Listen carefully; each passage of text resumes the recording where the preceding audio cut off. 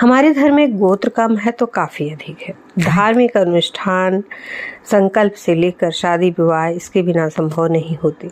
पुराने लोग इसके बारे में अच्छे से जानते थे, लेकिन पीढ़ी दर पीढ़ी गोत्र के बारे में लोग कम जानकारी रखने लगे।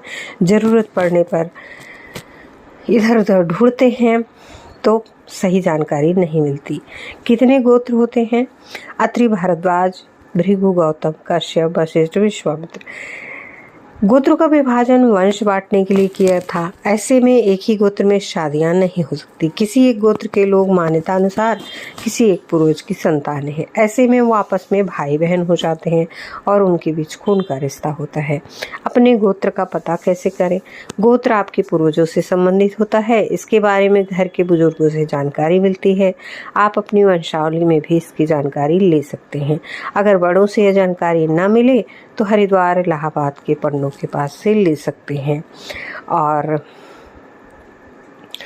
अगर नहीं मिलती तो जैसा कि हमने बताया है कि कश्यप गोत्र के सभी लोग होते हैं। जिसका गोत्र पता नहीं होता वह कश्यप गोत्र में आते हैं, तो उन्हें अपना कश्यप गोत्र ही मानना चाहिए। ये वैदिक काल से परंपरा चली आ रही है।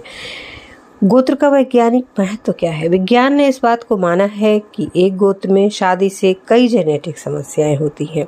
एक ही गोत्र या कुल में शादी करने से दंपति की संतान में आनुवंशिक दोष का खतरा बढ़ जाता है।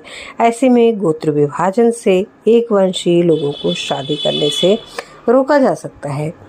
और सबसे बड़ी बात की यह भी है कि हमें पता होता है कि हमारे पूर्वज कौन थे, कैसे थे। हम जानकर गौरवान्वित होते हैं। सबसे आसान तरीका यही है कि आप अपने गांव, घर, अपने पूर्वजों की ज़मीनों जगहों पर जाइए और उनसे पता करने की कोशिश करिए कि आपके पूर्वज कौन थे और पंडित कौन थे। आपका गोत्र इन 8 ऋषियों के नाम में से किसी एक के नाम पर है। अब इस स्थिति में आपको बस इतना करना है कि अपनी वंशावली पुस्तिका किसी पंडित को दिखानी है या फिर अपने किसी बड़े से इसके बारे में पूछना है।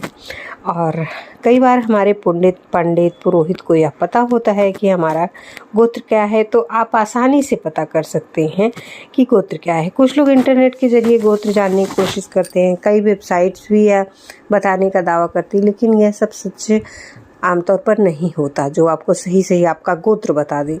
यह तो आपका जो जानने वाला होगा वही बता सकता है। अगर आप शैक्षिक पटल पर नए हैं तो चैनल को सब्सक्राइब जरूर